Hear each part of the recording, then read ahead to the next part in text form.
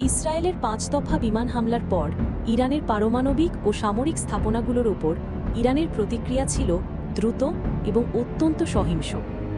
Iran একসঙ্গে ২ শতাধিক ballistic ক্ষেপণাস্ত্র ছুড়ে দেয় ইসরায়েলের অভ্যন্তরীণ লক্ষ্যবস্তুগুলোর দিকে।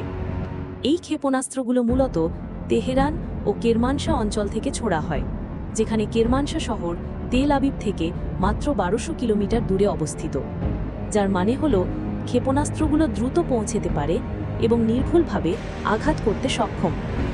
এই ক্ষেপণাস্ত্রে আঘাতে ইসরায়েলের নেবাতিম বিমান ঘাঁটি, তেল আবিব শহরের রামাত গান ও রিশান লেশিয়ন এলাকাসহ প্রতিরক্ষা মন্ত্রণালয়ের নিকটবর্তী অঞ্চল ক্ষতিগ্রস্ত হয়। বিশেষ করে রামাত গানে ৯টি ভবন সম্পূর্ণভাবে ধ্বংস হয়ে যায়, আর রিশান লেশিয়নে আবাসিক ভবনগুলো সরাসরি ক্ষতিগ্রস্ত হয়। ইরান তাদের অত্যাধুনিক আরাশ ড্রোনও ব্যবহার করে, যা ইসরায়েলের আকাশসীমা ভেদ করে গ্যালিলি, টিবেরিয়াস, ডেড সি এবং এমনকি ইলাত পর্যন্ত পৌঁছে যায়।